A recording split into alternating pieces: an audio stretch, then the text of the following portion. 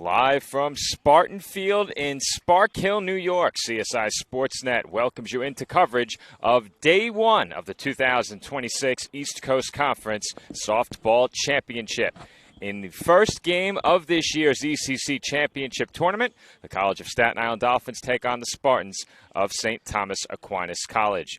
Good afternoon, everybody. My name is Joe Foreman, joined for the first time this season on the call by Joe Calabrese. And Joe, you and I last called softball together, I believe it was all the way back at the spring games last year in Florida. It's good to have you back here on Sportsnet for some championship softball. It's excellent to be back. As you can see, if there's a true road scenario here, we are always on the road for our Dolphins. And a big shout out to Nick Pavona, because Nick Pavona is usually in this spot also engineering, broadcasting the game with you. Obviously, with the way that we are set up here in the outfield here in Spark Hill, New York, you'll be doing a little bit of those duties that Nick kind of usually always does. But we just want to shout out him very, very quickly. He does excellent work, and he's been your partner all year. But you have me today, so you ready to go? I'm always ready. That's right. This is very potentially the last weekend of Dolphins softball we cover this year, should the Dolphins go on to the NCAA tournament. I certainly hope to be there. As the first pitch of this first game in the 2026 ECC Softball Championship misses outside to Gianna Lopez. 1-0 the count on the Dolphins starting third baseman. And the 1-0's hit well to the opposite field, but waiting for it to make the catch in right is Yasmin Garcia, quickly one away in the road first inning. Dolphins lineup 1 through 9, leading off Gianna Lopez, of course. She was retired on that fly ball to right, followed by Abby Morris, Madeline Paul, Bridget Motley, Olivia Warner, Mylene Mendoza, Kaylee Carey, Rose Joseph, and Presley Bourne. First pitch to Abby Morris, in for a called strike, 0-1. Lauren Falk will be in the circle for the Spartans. We'll get you her numbers once we have a break in the action, as that pitch was chased low. A good drop pitch from Falk, and Morris is behind 0-2. Yeah, so this Spartans roster, as I mentioned, Joe, before we went on air. And Morris is down on strikes, 3 pitches, and Morris quickly sent back to the dugout swinging. It's not a deep roster, but it's an incredibly effective roster. And for Lauren Falk here, she has gotten a majority and bulk of the work for the Spartans this year in 23 appearances, 21 games started. She's 14-8. She's got a 3.24 ERA, 1.45 WHIP, and 123 1/3 total innings. Madeline Paul at the plate for the Dolphins takes ball 1. The 1-0 from Falk. There's a swing and a miss. 1 ball and 1 strike. It's what we've noticed of Falk in the Dolphins games against the Spartans this year. She's very quick to work, throws a lot of strikes. The Dolphins, I think they've had a decent approach here so far, trying to jump on the first available hitting type of pitch that they could see. Oh, Lopez did not waste much time to begin the game. Went after the second pitch. Paul right there fouled one off of her toe, and it's 1-2. And there's a grounder foul toward the Spartans dugout. It remains 1 ball and 2 strikes. In the field for the Spartans, first to third, Haber-Stroh, Marcano, Coira, and Santiago, as Paul looks at strike 3. Very quickly left to right in the outfield for Stack. Diaz in left, Gautier in center, Garcia in right, and Olivia Leone behind the plate. The Dolphins go down 1-2-3 in the top half of the first inning. We head to the bottom half of inning number 1 with no score.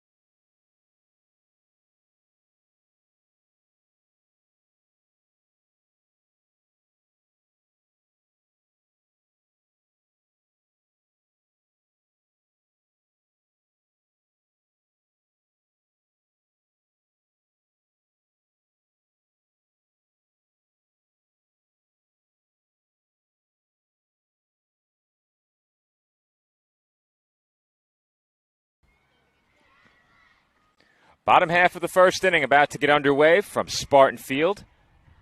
Marina Grenier in the circle for the Dolphins. Misses up and away, ball one to Elise Marcano. Spartans line up 1 through 9. Marcano, Coira, Leon, Morella, Santiago, Garcia, Haberstroh, Gautier, Diaz. As Grenier finds the zone for the first time, 1-1.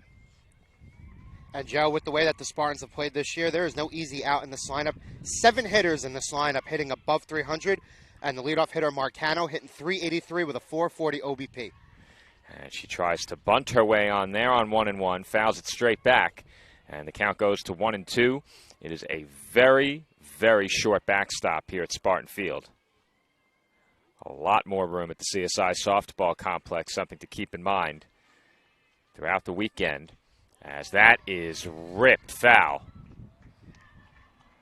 Marcano turning on that pitch, sent it off the fence down the right field line.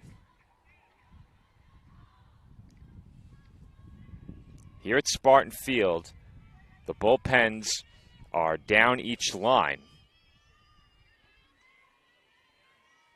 More so behind the dugout, I would say, especially in the case of the home team. Yeah, I would make that same assessment, as that pitch is outside. 2-2 now on Marcano. Joe and I are behind the right center field wall, calling the game through the fence. I was going to say, if you're watching the actual video stream on Flow College, are we actually visible? We are not. We're not. Well, actually, if they have a camera in the backstop, we are. I don't know if they have a camera in the backstop or not. I think that would be a question for our SID. Count 3-2. And there's a slow roller to second. Warner's got it, and she throws the short way to first. One gone. Big out for Marina to start the game there. Get you the numbers from Marina Grenier in just a moment. I think you might have those, Joe. If not, I do. I believe you do. Grenier comes in with an ERA just shy of 4 and a whip of 1.57. She has an 8-10 record across 18 appearances and 17 starts, as she misses outside for ball one. Also, big-time congratulations to her. I believe she finished the year with 76 strikeouts. Single-season record for Division II in the history of the CSI softball program, as she falls behind 2-0 on Adriana Coira. I believe we had 3 Dolphins reach 100 hits this year. We had Grenier set the strikeout record. So for the 100-hit club, I believe it was Gianna Lopez. It was Warner Lopez and Carey. Yep, there you go. That's why we're the best in the biz. And Bavona, can't forget him. Can't forget him, as Grenier misses with 4 straight to Coira. It's a 1-out walk.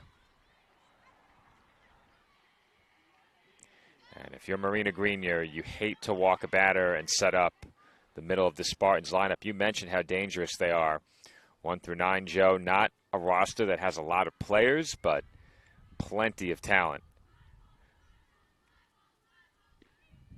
There's a first pitch strike called on Olivia Leon. Leon 370 this year, 3 home runs, 26 RBIs. It's like I mentioned before, with a thin roster, you still have 7 of the 9 in this lineup hitting over 300, and then there's one, Coira, who was the last batted, but she's first actually, right? She walked. Yes. She's hitting 297 on the year. So again, no easy outs despite the thin roster for the Spartans. When you take a look at the rankings in the ECC, the Spartans atop those rankings in batting average, 335, 10 points higher than Dieuville. That enters play in this tournament, hitting 324 as that's hit deep into left center, caught by Mylene Mendoza. And racing back to first was Coira. Leon retired for the second out. Nice job by Grenier, using the inner half of the plate there. I think Leon just wasn't able to get the hands in enough to get the good part of the bat on that. She got inside it a little bit. Mendoza comfortably parked beneath it, gets the second out. Let's see if Marina can get the third out. 2 away in the inning now. Sophia Morella at the plate. And Morella takes a strike 0-1. This is the Spartans' big bat, Joe. 440, .497 OBP, so she gets on almost half the time. 13 home runs, 52 RBIs, and 134 at-bats. Well, you hate to move a speedy runner into scoring position, but you don't have to give in. However, Grenier with that swing and miss is now ahead 0-2. And these are going to be the big tests today for Grenier. When she's ahead in the count, can she deliver that pitch to get out without having to work extra pitches? And there's a swing and a miss, strike 3. Right on cue. Morella down swinging. Grenier records the punch-out, and she puts together a scoreless first inning. One left for the Spartans as we head to the second. No score between Stack and CSI.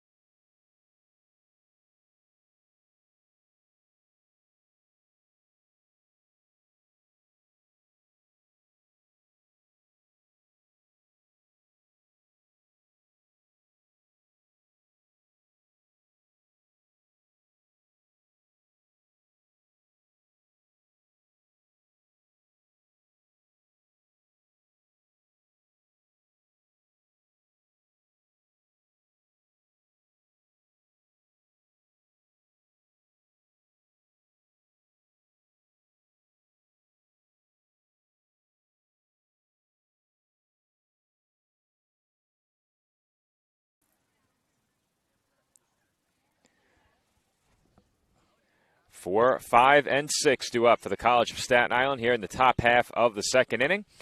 Joe Foreman on the call with you alongside Joe Calabrese for this East Coast Conference Softball Championship Day 1 matchup between CSI and Stack. Lauren Falk back to the circle, and she misses just low to Bridget Motley, 1-0. As we were talking about on break, Joe, College of Staten Island this year, 0-4 against the Spartans. Their best run production total came back on Saturday, April 11th, in a 6-2 loss here. So Marina Grenier gave exactly what the Dolphins needed in that first inning, very quick first inning. She got a couple of swinging strikes, which is very important. She's going to have to do that for the remainder of the game. But in order for the Dolphins to stay in this game, they're going to have to figure out a way to piece together good at-bats and figure out a way to score runs. And probably you're going to need a couple singles, a couple doubles. You're going to have to figure out a way to manufacture runs against this really good Spartans team. Motley ahead 2-1, and she swings and misses at the drop pitch, 2-2. But in scouting locations for our broadcast today, I went back and looked at the footage from last year's championship, which featured the Spartans team against the D'Youville University Saints. And in those games, the Saints struck first both times, and I think as Motley held up, she didn't go. I think the Dolphins can really shift the dynamic between these two teams if they can score first. Even if it's just one run, if they can play from ahead and manage the game from a position of leading instead of playing catch-up, that could be huge for them as Motley takes a called strike 3 on the outside corner. So I think she did a great job holding up on the previous pitch. There was somebody behind us who said she went. She did not go, as you alluded to. But, yeah, I mean, again, early in the first couple of at-bats, what the Dolphins are doing good is they've been seeing a bunch of pitches, right, despite the fact that, Gianna swung at the second pitch of the at-bat. But I think in order to score against the Spartans here, you're going to have to work the count. You're going to have to get the pitch count up for Falk. At the plate now, Olivia Warner behind 0-1. Already 3 strikeouts for Lauren Falk. And her 0-1 is bounced foul over the Spartans' dugout, out of play.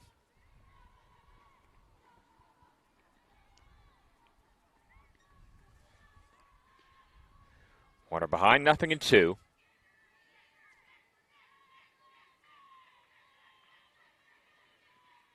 And that skips in for a ball, 1-2.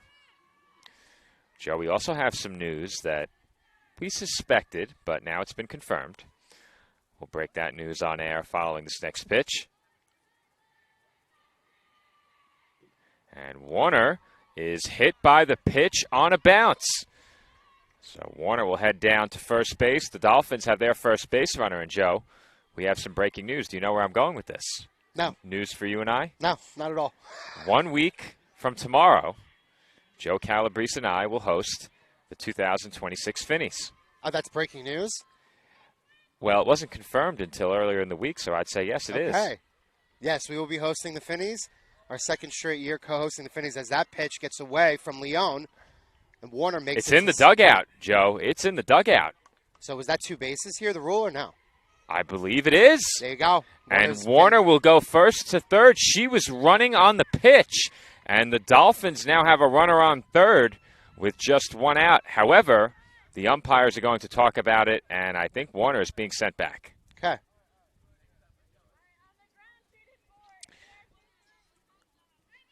That is a big adjustment made to that call. Immediately, the umpire pointed down to third base, but Warner is sent back to second. Now, Joe, I'd be inclined to say she was at second when the ball went out of play, but that's very, very close. It was close. It was. It was close. Warner continuing to draw some attention over there at second base. Mylene Mendoza at the plate has a 1-1 count.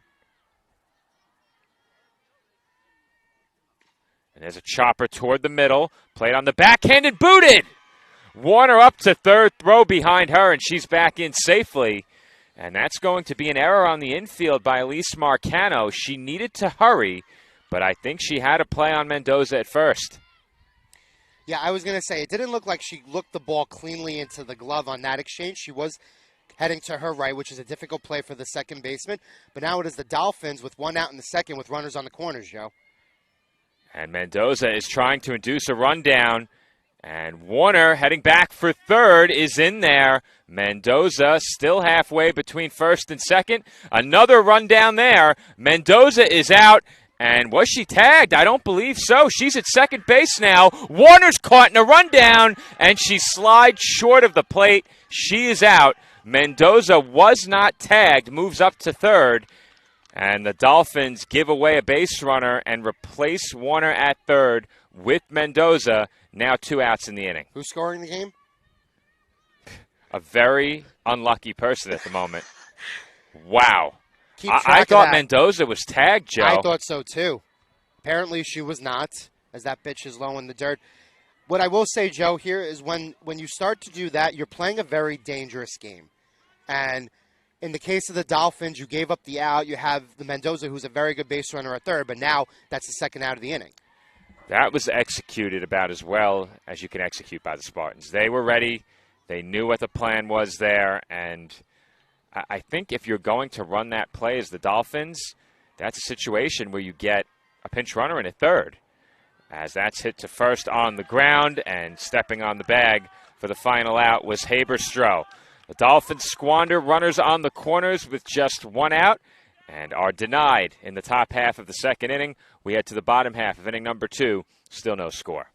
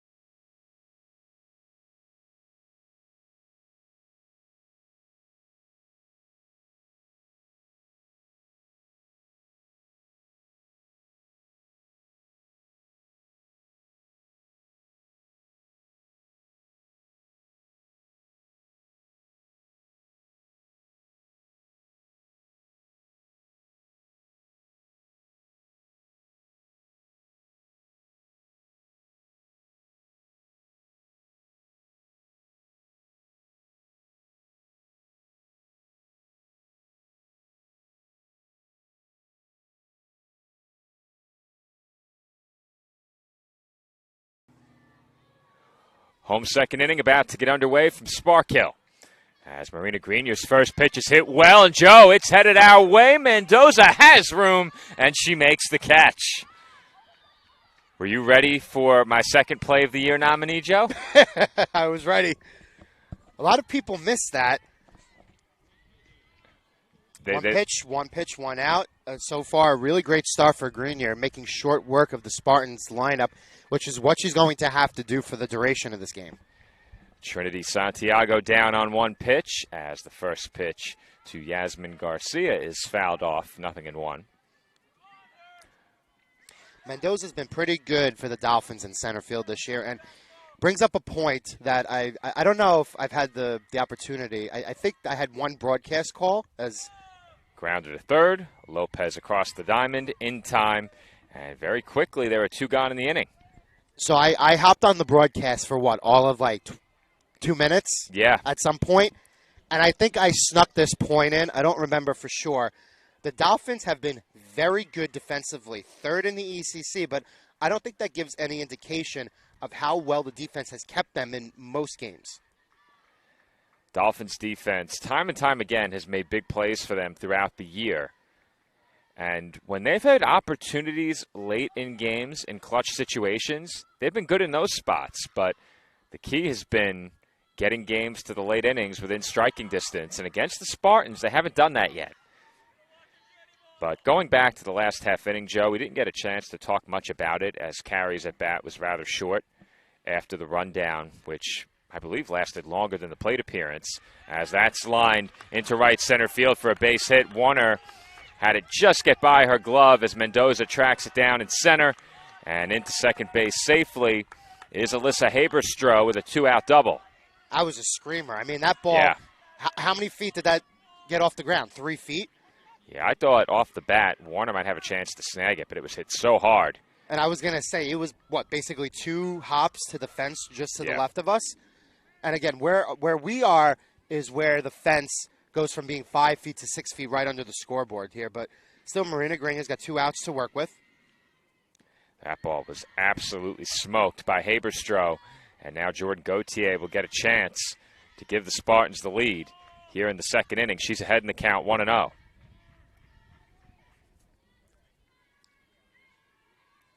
The 1-0 pitch. In for strike. Second base runner of the game for the Spartans. The Dolphins put 2 aboard in the top half. 1-1. Hit the other way, but foul. And the count runs to 1-2. Good job by Marina here early on, getting a lot of foul balls. Again, making quick work. Let's see if she can, again, finish the batter here on a 1-2 count. You definitely do not want to go from being 1-2 to behind. That's it the other way once again, but foul. Well, if Grenier can get this out on Gauthier within the next couple of pitches, that's a very good spot she finds herself in terms of pitch count through 2 innings. Gauthier hitting .265. The weak point in this lineup, but that's not even a knock on her in any way. That pitch just missed off the corner. Count even, 2 balls and 2 strikes. 2 away here in the home second, no score. 2-2. Swung on and missed, strike 3. Another big strikeout for Grenier with a runner on. That pitch was tailing away from Gauthier a little bit. I love the location there for Grenier. That had some nice movement on the outer half, and Grenier strands a runner in scoring position to end the second. We head to the third from Spark Hill. No score between the Dolphins and Spartans.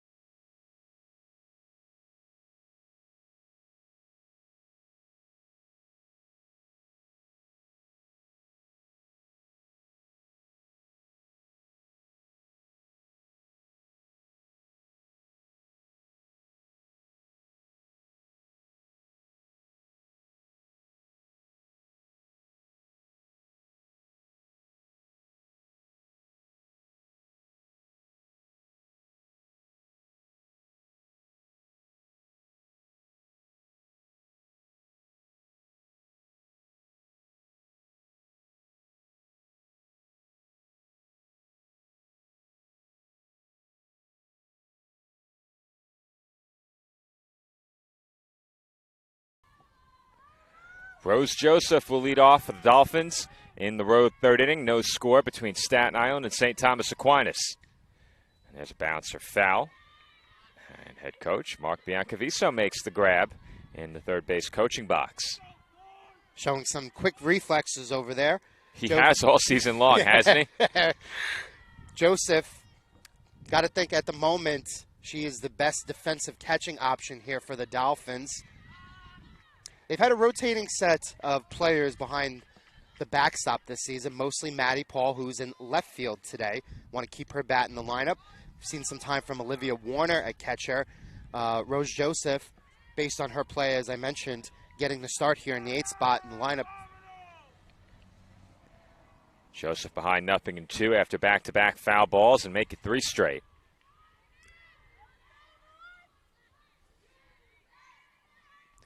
Lauren Falk looking for another strikeout.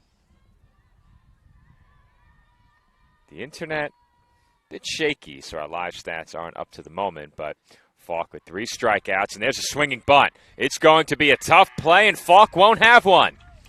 It's an infield single on a dribbler off the bat of Rose Joseph, and the Dolphins have another base runner.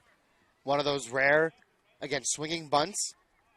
No woman's land between the pitcher and the third baseman, and there wasn't a play at first either. So nope. Great job by Joseph, running hard out of the box. Dolphins have a leadoff runner here on the top of the third. Well, you have to like this start to the inning if you're the Dolphins. Will they go small ball here?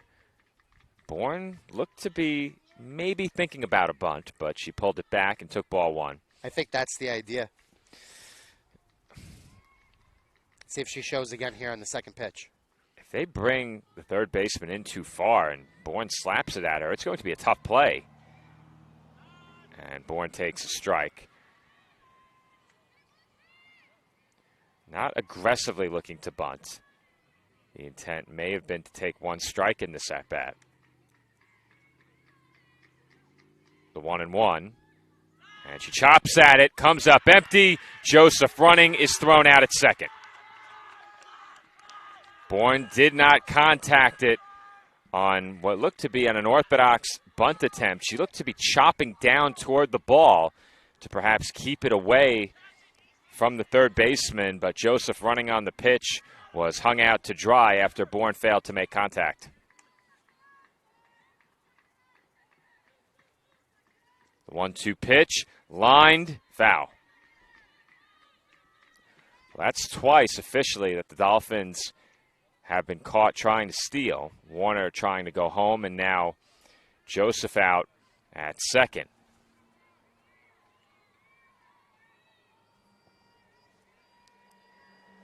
Another 1-2 to Bourne. Fouled off. Good job by Bourne staying in the at-bat here, trying to work the count, fouling off a couple of pitches to the left side.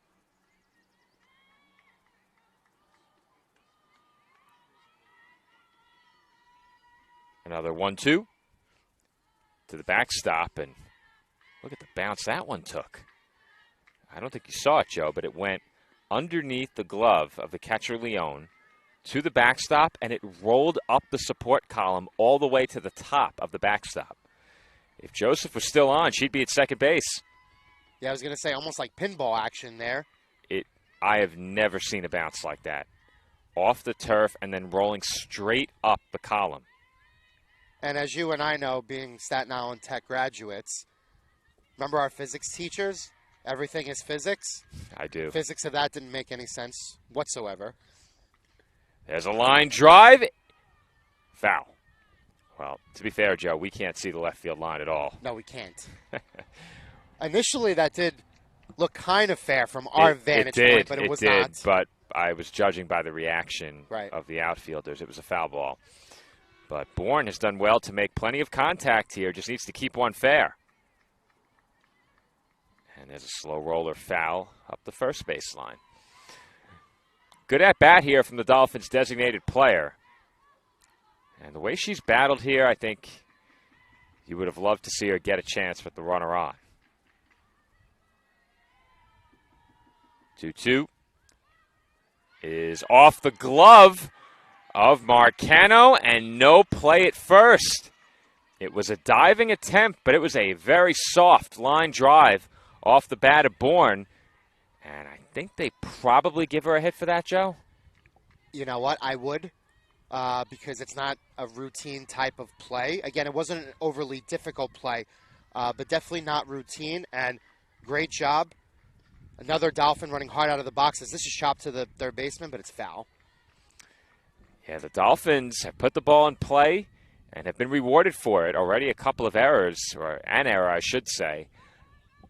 Let's see how they scored it. Yes, let's see how they scored it. I'm looking for a box, and I don't see one.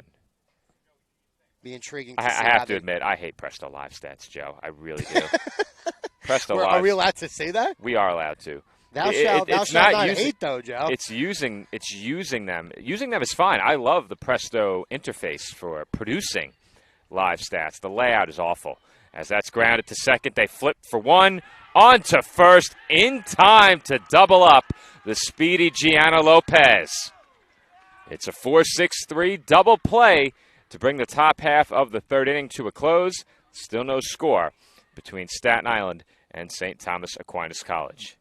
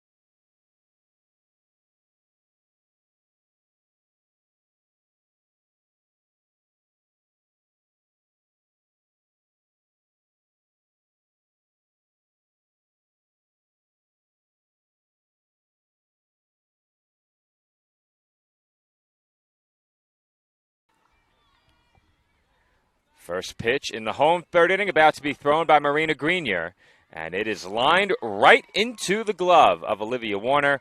It's a quick one pitch out to begin the home third inning.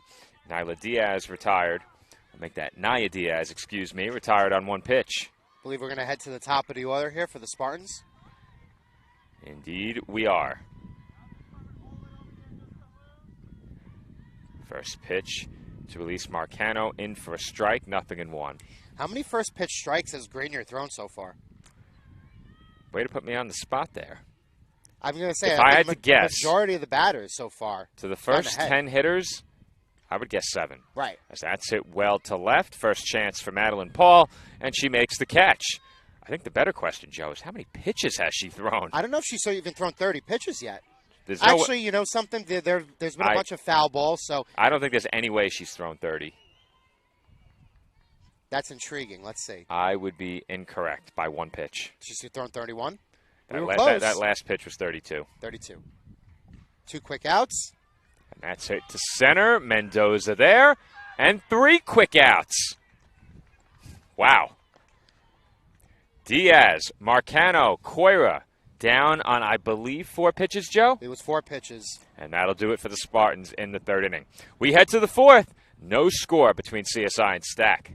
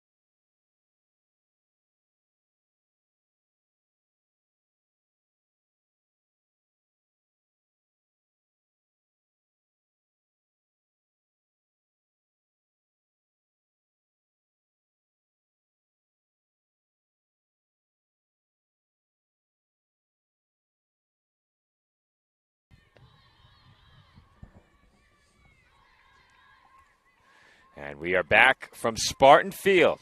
Dolphins will send 2-3-4 to the plate here in the road 4th inning. Still no score between Staten Island and St. Thomas Aquinas as Abby Morris takes a called strike 1. To the tunes of Aussie, Aussie, Aussie, oi, oi, oi. Morris takes low. If you're the Dolphins, Joe, you've had opportunities and you've had 3 relatively quick innings in the circle from your starting pitcher. You really couldn't have drawn this one up much better. That being said, I think the blemish so far is what has transpired on the base paths. Yes, I agree. I think the Dolphins have taken themselves out of 2 of the 3 innings so far here, as Morris on the previous pitch was swinging at a pitch in the dirt that she doesn't usually swing at. But now she has leveled off the count at 2-2. 2-2. And she got a piece. We have an aspiring commentator in the outfield, Joe. I think we have a few over here. We do. We do. An aspiring umpire, an aspiring commentator. I think our athletic director wants to hop on, too. He's looking at us like he's jealous. Does he? That would be interesting. Keeps looking over here. I definitely think he wants to hop on, but unfortunately, I think you only brought 2 headsets. I did. Sorry, Matt.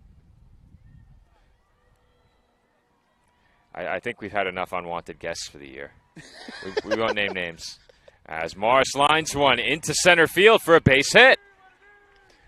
And you could see the adjustment she made, Joe. Chase that pitch, that drop pitch, low and out of the zone twice. That time able to wait back and line a base hit into center field.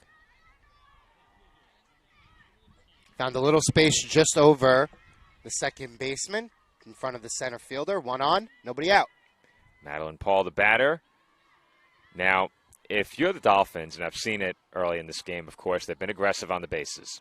However, we've seen a couple of pitches get away, a couple of pitches come in and bounce. I think you can be aggressive on anything that does not reach the plate. I would concur. I think that's where you take your chances. You make that read. Once the pitch is delivered, you get your secondary lead. Well, there is no secondary lead because you can't leave until the pitch is thrown. But once the pitch is thrown, you get your couple of steps. And if you see that ball hit turf, go. Yeah, again, I don't dislike the strategy, the execution of it, and I think the timing of it for the first couple of innings probably wasn't in their favor, as the count is now 2-1 to Maddie Paul.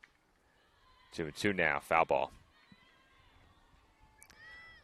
I think with 1 out in first and third, you have to trust Carey to make contact. Yeah, I would agree with that point, too. But then again, it depends on who your base runners are as well. Most of the Dolphins this year have been pretty good on the base paths. There's a chopper to third, throw to second for 1, but no chance to double up Paul.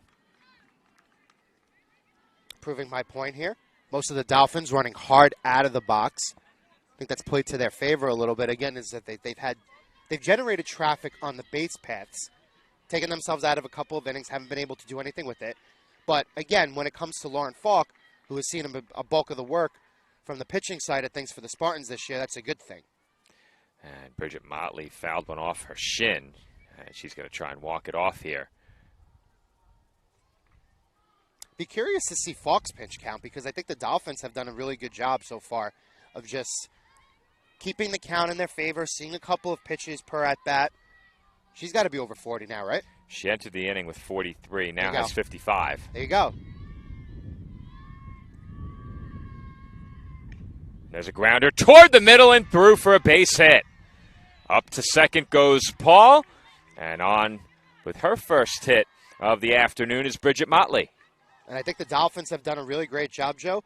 Their swings have been very short and compact. They're not looking to do too much. The couple of times that they've had hits in this game have been right up the middle. They found holes. Let's see what Olivia Warner could do here with 1 out and runners on first and second. Warner just got a piece there behind 0-1. Joe, if you're the Dolphins, this is the part of the order you want up in a spot like this. A huge opportunity here and action in the Spartans bullpen.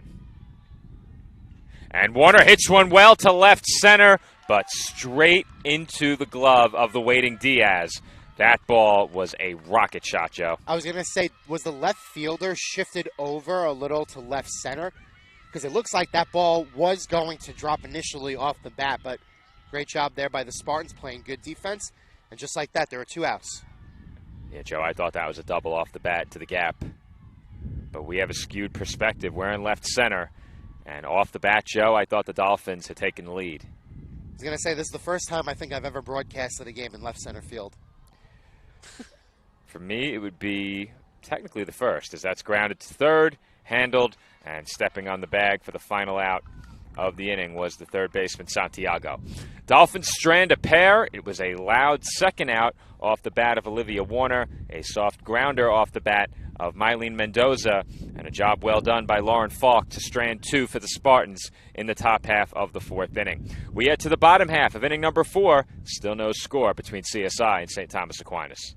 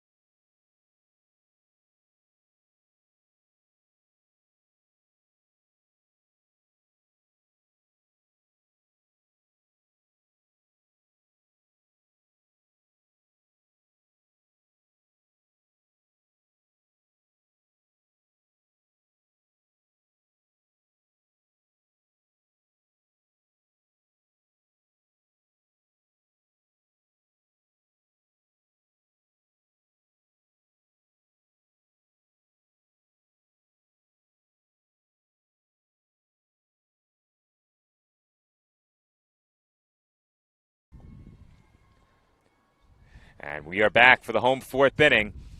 Dolphins and Spartans are scoreless, and Joe, Olivia Warner very nearly changed that. Yes, she did. That was a rocket off the bat. You and I both thought that was going to land in the gap and end up being a double. Again, great job by the Spartans playing great defense here. That's hit to right. Long run, and the catch made by Abby Morris. Great job by Morris tracking the ball down. Unfortunately, I didn't quite have the best angle of it. There is an advertisement here. That on the is fence in center field. An Experience Compete Champion banner, of course. That's right. The ECC mantra emblazoned over. Let me adjust We're my actually seat a little we're bit. actually in right center field, Joe. Right center field. No, we're in left center. Are we? This is right, Joe. Oh, wow. Oh, my goodness. It was a foul pop-up dropped by Rose Joseph into the glove of Marina Grenier. What do I tell you all the time, Joe? Wise man once said, sometimes it is better to be a little lucky than it is to be good. And Joe, Leone retired on 1 pitch. Morella retired on 1 pitch. Grenier 2 outs. keeps retiring batters on 1 and 2 pitches. And again, she's been a little lucky, but she's been quite good in this game. First pitch upstairs, ball 1 to Trinity Santiago. Is that the first time in this game she's actually gotten behind a batter? Feels like it, right? Could be. Nah, It's not the first time, Right. but it's a figure of speech. she had a 4-pitch walk earlier in the game. That's right. I don't know why I said it could be when I knew it wasn't. Count 1-1 now on Santiago. She's 0 for 1.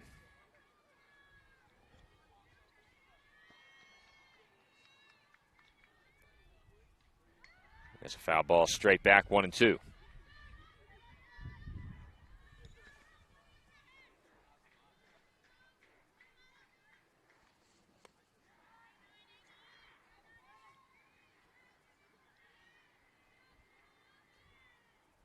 And that misses upstairs.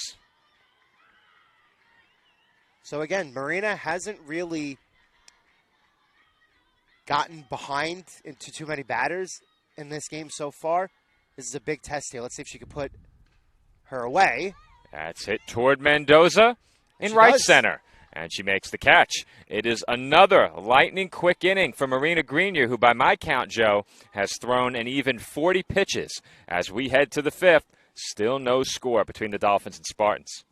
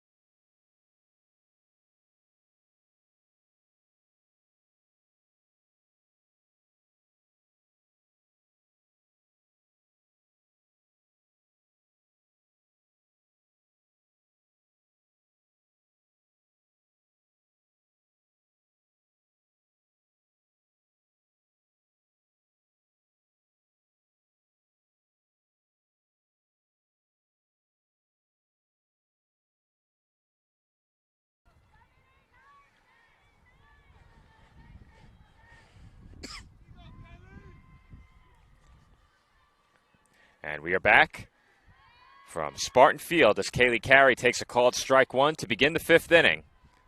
Still no score between the Dolphins and the Spartans. And Carey fouls that one back. 0-2.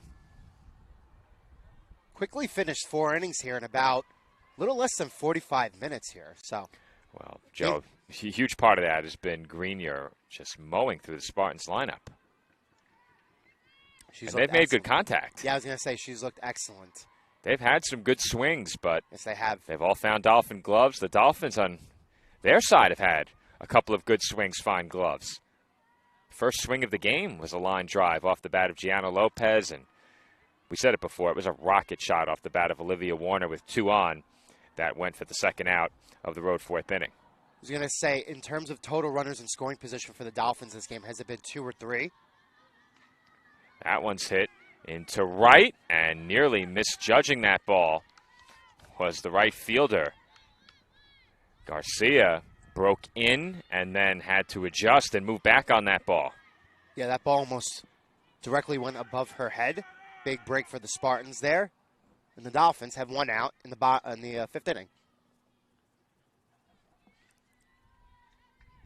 Rose Joseph at the plate now takes low, ball 1. Joseph reached on what was effectively a swinging bunt during her last at bat.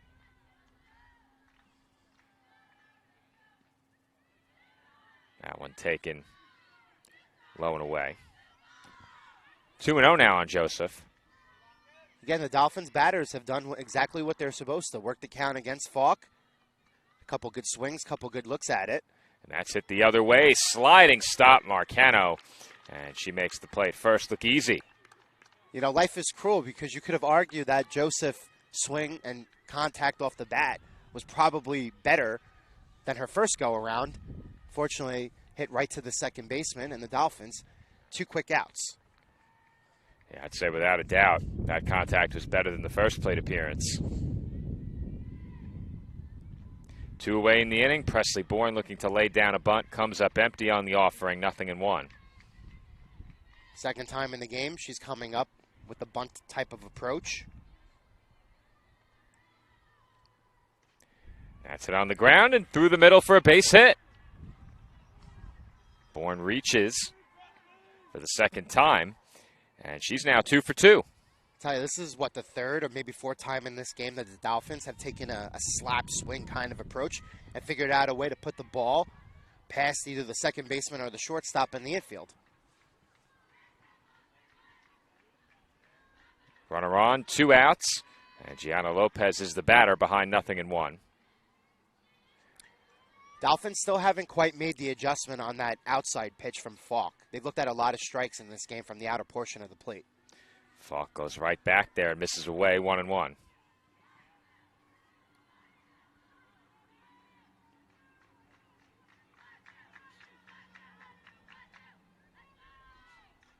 That's it on the ground to second.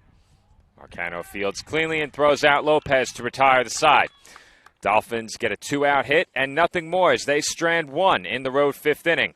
We head to the bottom half of inning number 5. Dolphins and Spartans still scoreless.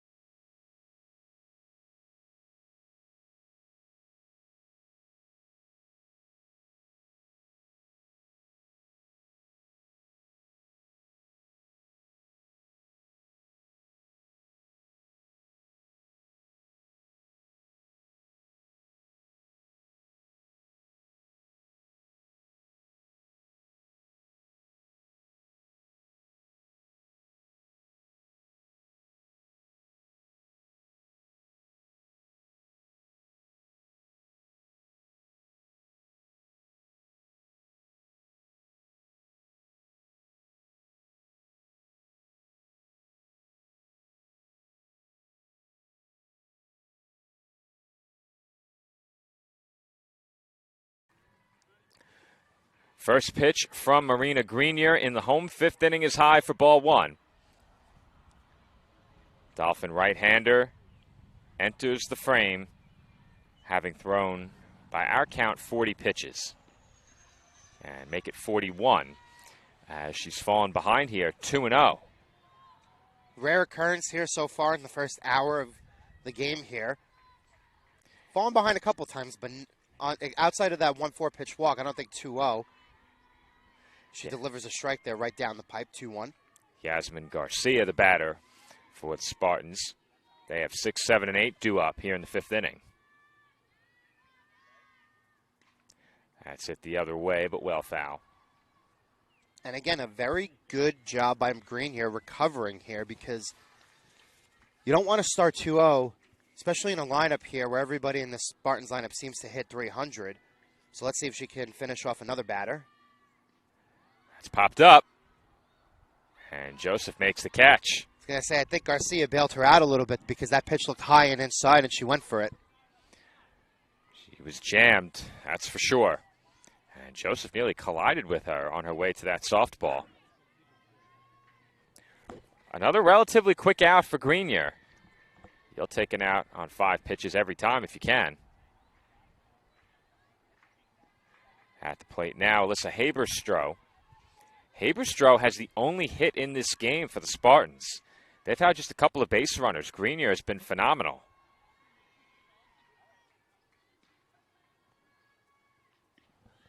And the 1-0 misses high, and once again, Grenier's behind 2-0. But like in that last at-bat, it was a nice recovery. Delivered a strike, got the foul ball, got the pop-up to Joseph behind the plate. She's been very effective here. Let's see what she does. That's hit in the air out to center. Mendoza right there to make the catch. And there are 2 away. Did you agree with the decision there to swing on 2-0? I think if you get a pitch you like in a game where neither team has scored, there's already an out in the inning, I think you have to trust your bats to do what they do. Okay. Because as you know me, I'm very methodical when it comes to baseball, softball strategy. You know me, I love taking pitches. You have, especially in a game like this where Marina hasn't worked, if you're the Spartans, you should be making her work.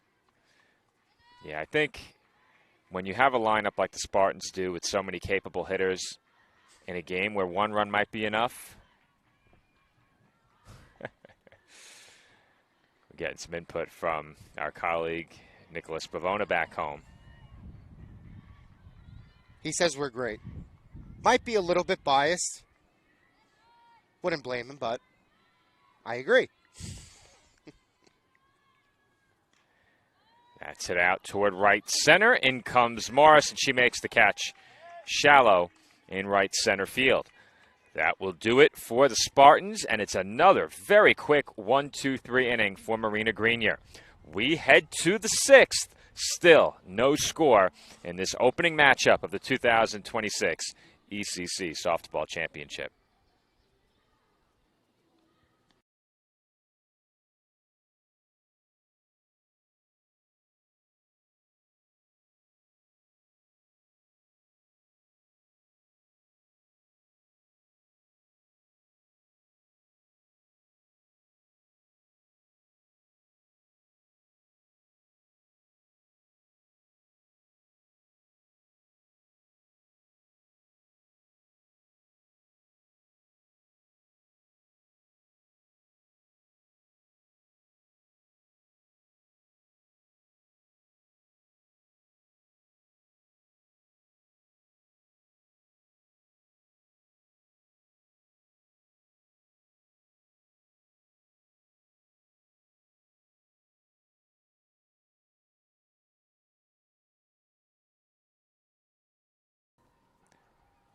First pitch in the 6th inning is grounded through the left side, and the Dolphins have a leadoff base hit.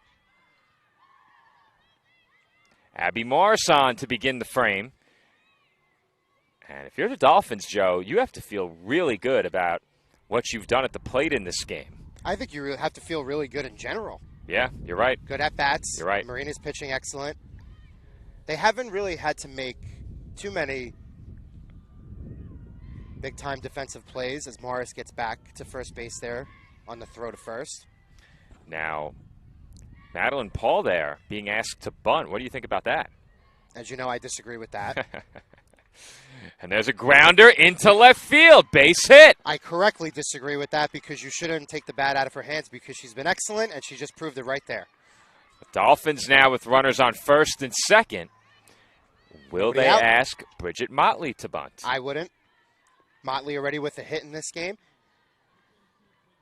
And I have, I have a very close relationship with some of the girls who are mainstays here, some of the girls who are leftovers from the team last year. I think Bridget was pressing a little bit this year. She does show bunt. Yeah, I figured they'd ask her to bunt. I was going to say, that hit before, though, should give her a little boost in confidence. I'm inclined to agree with the bunt here. I would not have bunted Paul. Okay. But it's easy to say now. She got a hit. Right. I think you have to trust Olivia Warner to get the run in from third with less than 2 outs. And that's popped up behind the plate, and Motley is out. The bunt attempt goes straight into the air and into the glove of Leone, 1 away. So now with runners on first and second with 1 out, Warner should not be showing bunt. She has to be swinging away. There's no situation where they'll bunt with Warner, especially after the contact she made last at bat. That's a huge out for the Spartans. Warner ahead 1-0. Good job taking that pitch low on the outside part of the plate. Grounder off the glove of Santiago, and she tags out the lead runner, Morris. And that nearly ate her up, Joe. That was hit hard. Yes, it was. And unfortunately, in that position for Morris, there was nothing she could really do to avoid the contact there. But good job there. Wasn't anything extra beyond that. But now the Dolphins, with runners on first and second, 2 outs. And that one gets to the backstop. Both runners move up. And with Mylene Mendoza at the plate, the Dolphins now have 2 in scoring position. A little bit of a gift there from the Spartans. Let's see if the Dolphins can cash in and take advantage of it. Like I said before, Joe, anything that hits the turf, if you're not on third, you can afford to be pretty aggressive. A lot of pitches have gotten through. And there's another. Here comes Paul to the plate, and she scores! The Dolphins take a 1-0 lead on a second consecutive wild pitch. Am I allowed to say it's deja vu all over again? Because the Dolphins' regular season ended on a wild pitch where Maddie Paul scored the winning run in extra innings. Obviously, we're not in extra innings here, but we are not. But the Dolphins, I'll tell you something. Huge run. How many times have the Spartans been down in games this year?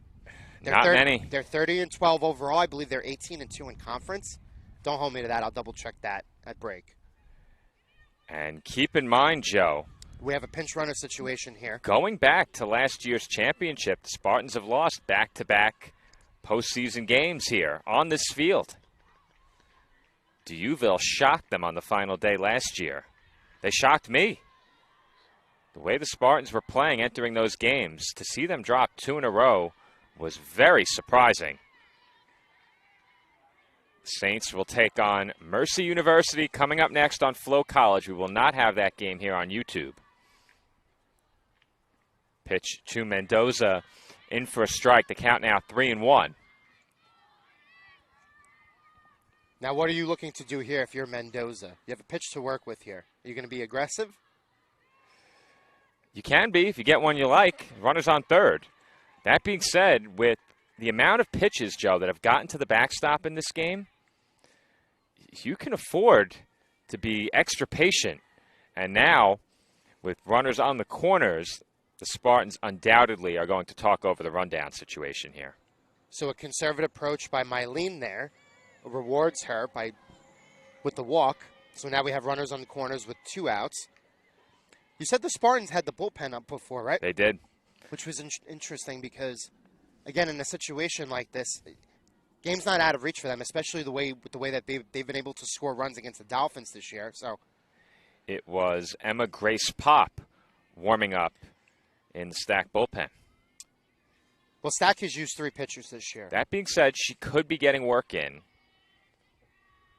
But if you're not going to use her in this game, does she need to get work in today?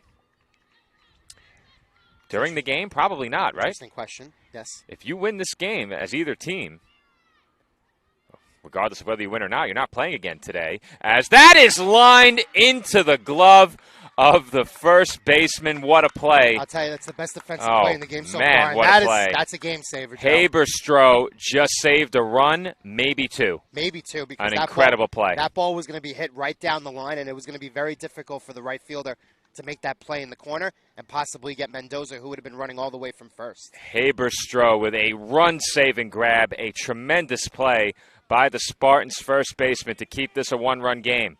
We head to the bottom of the sixth. The Dolphins lead it 1-0.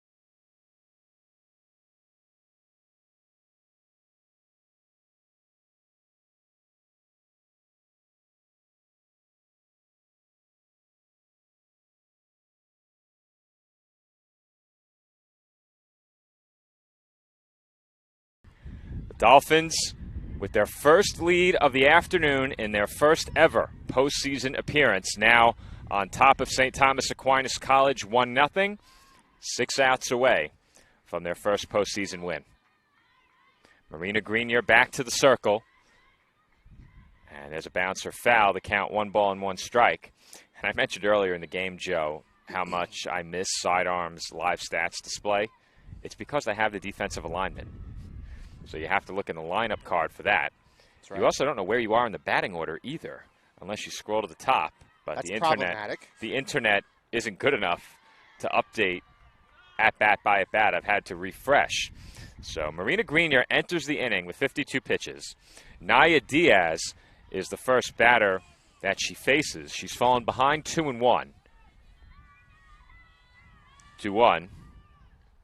Foul back 2-2. Well, when you look ahead a bit, you have Diaz at the plate here, then back to the top of the lineup. So if you're the Spartans, you are set up for the big bats to come to the plate in the 7th if you can't get anything going here in the 6th. If you do get something going, the big bats are looming. You're in a good spot if you're Stack. That one's popped up and off the top of the Dolphins dugout. And there's not much real estate to work with down either the first or the third base lines or behind the plate either. Not at all.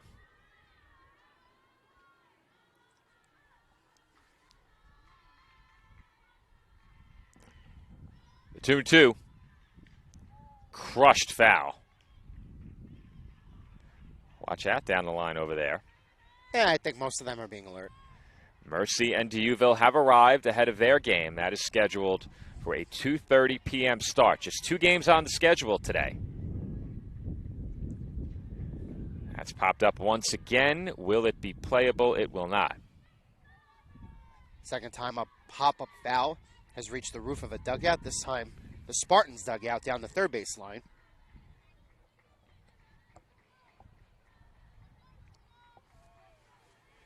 It's still 2-2. Talk a bit more about the layout of the schedule following this next pitch as that's fouled back. So 2 games on the schedule today. Number 4, Staten Island taking on number 1, St. Thomas Aquinas right now. Deauville coming in ranked 3 in the conference, takes on number 2, Mercy. That wraps up day 1 coverage.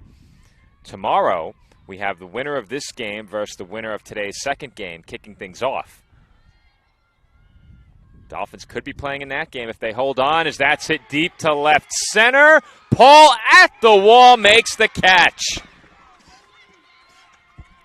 A collective sigh of relief from the Fanatics and groans of frustration from the Spartan supporters seated in left field. That was awfully close off the bat of Diaz, Joe. And I'll tell you something. How many times has Maddie Paul played left this year?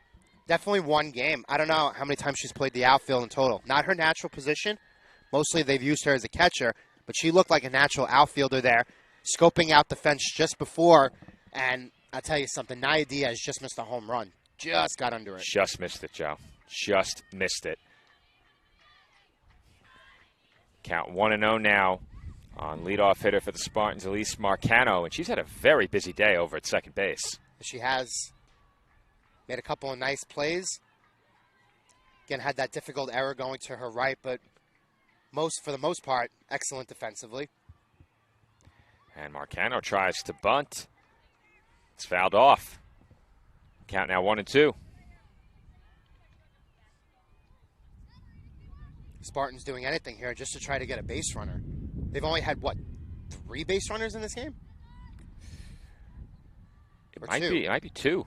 On it the might walk be and the 2. single, that's it, right? I think you're right. That's taken away. But what I will say is, I think the last 2 innings in particular, the Spartans have done a much better job at the plate of making Grenier work. She had to work from behind in the count a little bit. There's a bouncer off of Warner and into right field. And the Dolphins commit a 2-out error. Yeah, that was a little bit of an in-between hop on Warner there, but a definitely playable play nonetheless. Will go down in the stat books as an error, and the Spartans have 1 on with 1 out. Oh, I said a 2-out error. That was my mistake.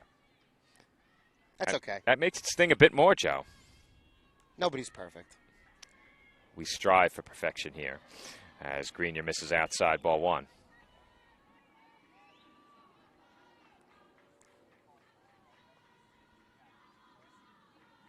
Reiterating the point that I just made here, Grenier over the last 2 innings, a lot of times she has not gotten that first pitch strike. As that pitch is low and away, 2-0.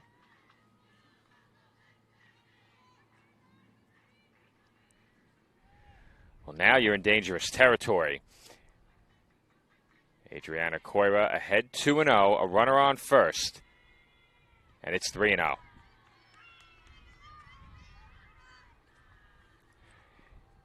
And if you're the Dolphins here, you've played this game very loose with a lot of confidence. I like the approach here from all the teammates on the infield here. Can't start playing tight now, Joe. I think if you're Grenier, you just have to keep throwing strikes. Very, very simple. They haven't hit her exceptionally hard. There have been a couple of well-struck balls in this game, but...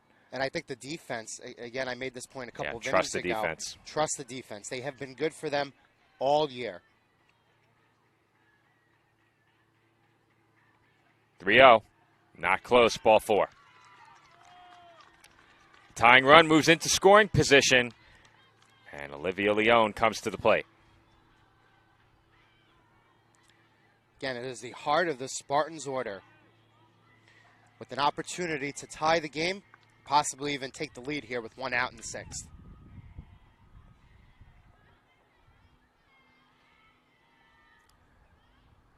Grenier with a long hold here ahead of the first pitch to Leone. That's a big called strike to open the AB.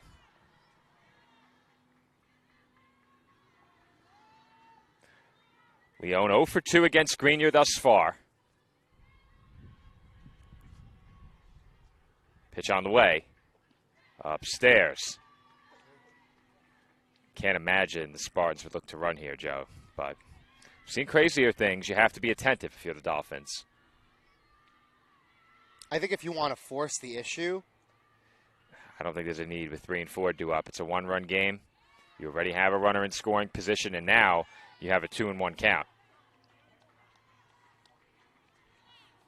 Grenier just missing on a couple of pitches over the course of the last couple of at-bats. She's fallen behind 2-1, and now it's 3-1.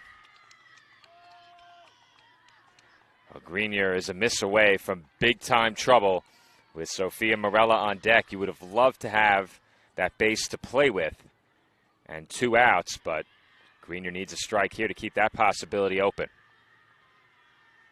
And the 3-1 is low and in for ball 4. So now we got the biggest moment of the game coming up here for the Spartans. Bases loaded, 1 out. Marina Grenier, who made short work of most of the Spartans lineup over the course of the first 4+ innings of this game, has struggled a little bit in the last 2. Well, we have a conference coming up here. Let's see if they made a final determination on that ball hit to Warner. Yeah, it was an error on Warner. That's the right scoring.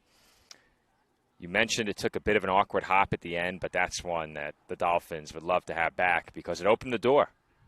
It's been back-to-back walks. And again, in the case of Grenier, she's only walked 3 in this game, right? The one earlier and then the 2 on in this refresh, inning. I can confirm, yes, 3 walks. The error was the key, Joe. It's right. I think. Open the door. Fortunately, you don't want to open the door because then it gives the opportunity for the Spartans to go through the door. I think when you put the runner on via the error, you can't afford to pitch as aggressively as you might like. And now you're in a situation where you have to throw strikes. And Grenier misses way upstairs for ball 1. Sophia Morella at the plate, 0 for 2 with a strikeout. A base hit here likely to give Stack the lead. The 1-0. Misses badly once again, 2-0. Now we're reaching the point where you just got to put one in there, Joe. Can't afford to Yeah. go behind 3-0. Yep. Got to give her a pitch to swing at.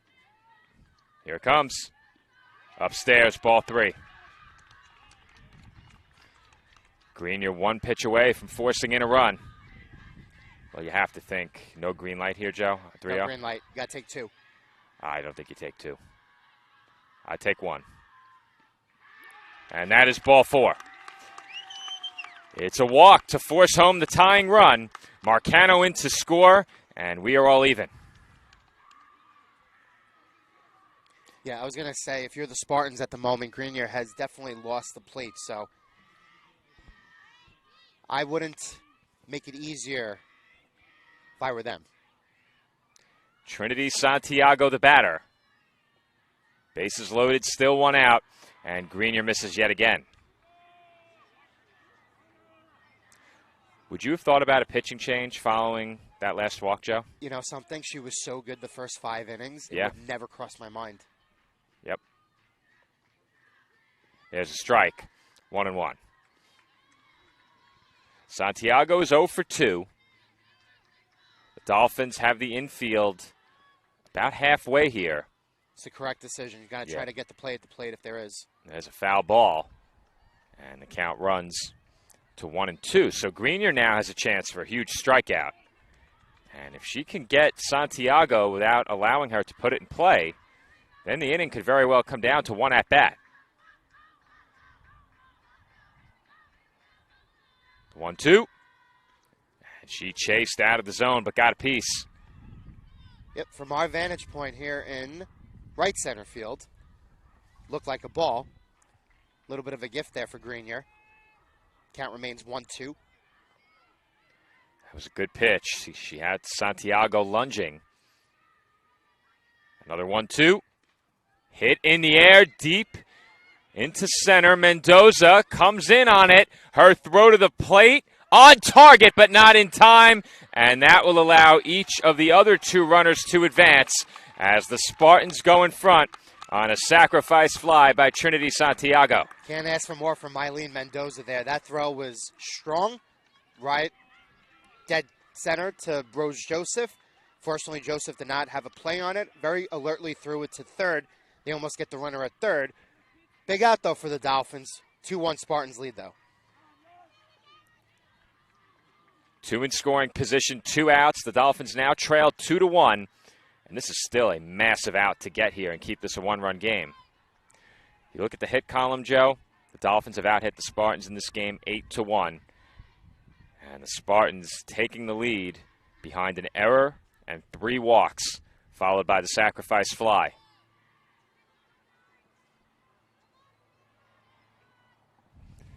The count is now 2-0 on Yasmin Garcia.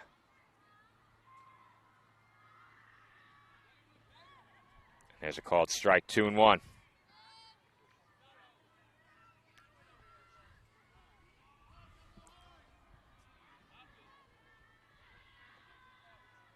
2-1. Up and away, ball 3. First base is open here.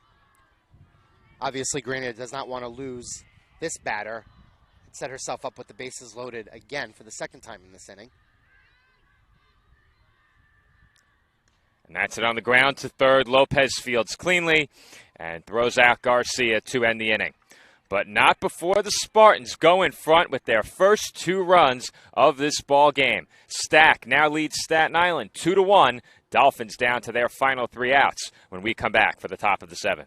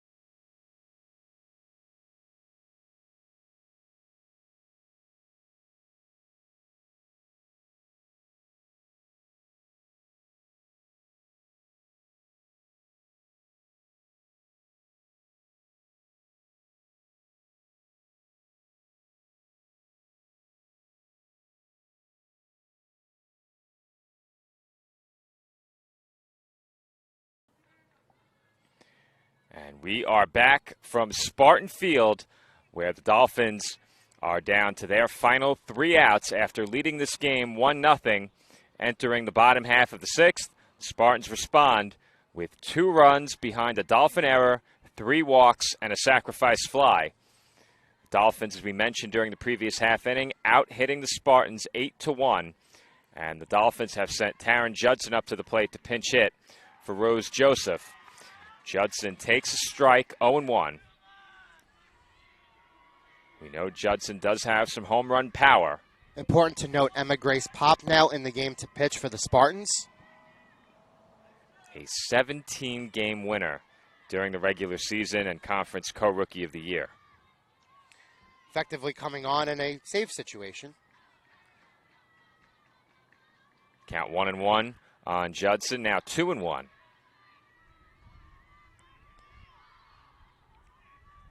8-9-1 due up for Staten Island. Judson to be followed by Presley Bourne and Gianna Lopez. And Judson takes a called strike 2.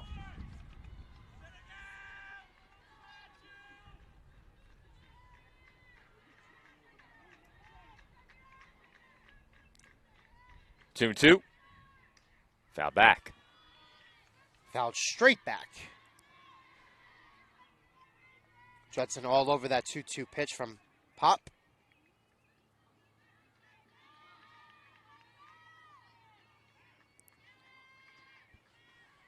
Two and 2 on the way. And like Judson is hit by the pitch. Right. I think it hit her right. Back forearm. Yep. The right forearm. And I think the Dolphins are likely to send a pinch runner into the game here. Unless they have Joseph come in to run. And it looks like that's what they're going to do. So Joseph is going to re-enter and run for Judson. They've already asked Presley Bourne to bunt in this game. Will they do it again? You know something? She's 2 for 2. She's a hit. She has a hit in this game, and I don't know if the fact that she has showed bunt at the plate has contributed to the fact that she's 2 for 2. But I'm going to be honest. In this case, I wouldn't give up the out. I would just let her swing the bat. Let's see what Coach Biancaviso does.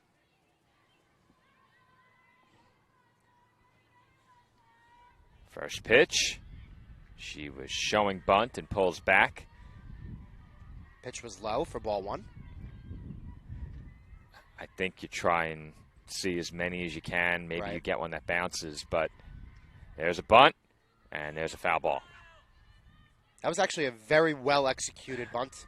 Bad luck. It kind of trickled foul down the third base line over there. Count 1-1. Santiago came charging in there. If you put one in, if they miss up and they bunt over, if they bunt in the air, it'll go right over her head.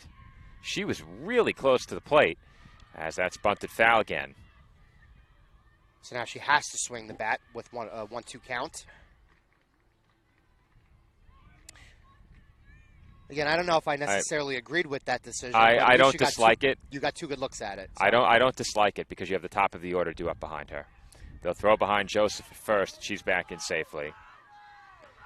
I think when you have Lopez and Morris behind Bourne, assuming you'll still have 2 outs to play with following a bunt, I think it's the right decision.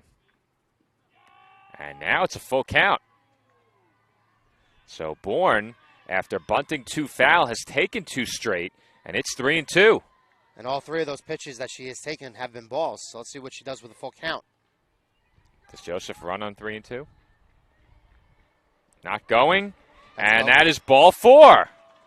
So now here's the $1 million question. Do you bunt again? Do you bunt again? With Gianna Lopez? I don't know. Man, that's a tough call. I would not want to be Coach Biancaviso in this spot. Would you bunt? I agree bunting. I'll tell you with something. Bourne. The Spartans, even with the 2 hits. The Spartans' defense in this game, not shaky, but in a scenario like this where you're obviously pressing to hold the 1-run lead, it's top of the 7th, do you force them to make a play? Because if you try to force them to make a play, you know, one could say they're more prone to misplaying the ball, not fielding it cleanly, throwing it away.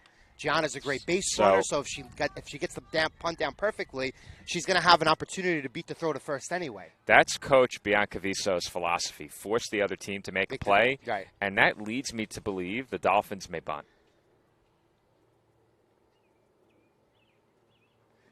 I don't know what the delay is for. It looks like the Dolphins are going to pinch run for Joseph at second. So that's what I would do. Yeah. I think that's Julia Del Masto out of the Dolphins dugout. Is that number 25? I believe so. It is. Looks like number 25. So, indeed, that is Julia Del Masto. So, for the second time in this game, the Dolphins are pinch running. Runners on first and second, nobody out. And the $1 million question is coming up. Will Gianna Lopez, our leadoff hitter, bunt? I think she is. She is. And she bunts a foul. Another factor that you have to consider is how often each of these hitters have been asked to bunt. Right. So Gianna was bunting in the first base direction. The first baseman wasn't coming off the base. And she takes a strike. Del Masto was running, and she did not slide into third. She is out. She would have been safe if she slid, Joe. I agree. Without question. Without question, she would have been safe if she slid. So Presley Bourne was also going on that particular pitch. She is at second, but the Dolphins now take a base runner off the base paths. And Lopez takes up and in. Count 1-2, and I can't imagine why she didn't slide, Joe. Because I thought maybe she thought Gianna was going to get the bunt down. I don't know. You can't assume that if you're running on the pitch, as Lopez takes strike 3 on the inside corner. It will be left to Abby Morris as Emma Grace Pott picks up a huge strikeout. Her team now 1 out away from a win in this conference championship opener. Morris 2 for 3. First pitch up and in, ball 1. I'm a bit surprised the Dolphins aren't running for Bourne here. She's a solid base runner. Yeah, but is she your fastest base runner? No. There's a swing and a miss. 1-1 on Morris. If we're looking at the Dolphins bench at the moment, they brought Julia Del Masto into the game to pinch run. Angie Guerrero has also been asked to pinch run a bunch of times this year. I don't know if Angie's available. With the injury, right, to the foot? As Morris takes a strike, 1-2. But you have Emma O'Neill, who's been asked to pinch run quite a bit. Jalen Martinez. Either way, it's a 1-2 count. And Morris fights it off foul.